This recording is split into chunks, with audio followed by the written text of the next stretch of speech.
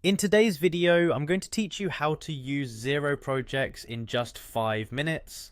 First, we'll start by logging into your Xero accounting software. This is your gateway to managing all your financial data, and now your projects. If you haven't already, make sure you have your login credentials ready. So go ahead and enter your email and password, and then click on the login button to access your dashboard.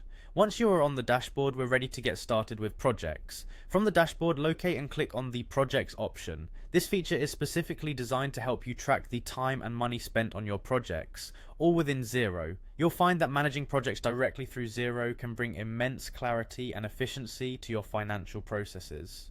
Once you are in the project section, click on all projects to view any ongoing work or to check the status of previous assignments. This gives you a comprehensive view and understanding of what's happening across your projects. To kick off a new project, click on New Project. This is where you'll be setting up all the specifics of your latest work. You'll start by working in a draft state, which allows for some flexibility as you input preliminary details. The first thing you need to do is add a contact. This is typically your client or the primary stakeholder in the project. Adding the contact ensures clear communication lines and helps everyone stay on the same page.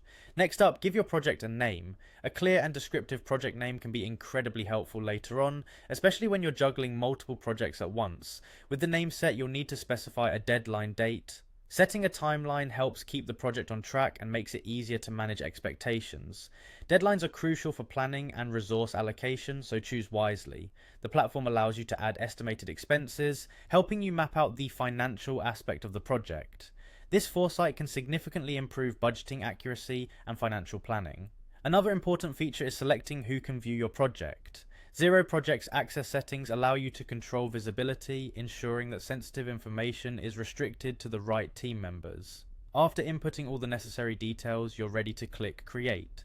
Your project is now active and can be further customized as needed.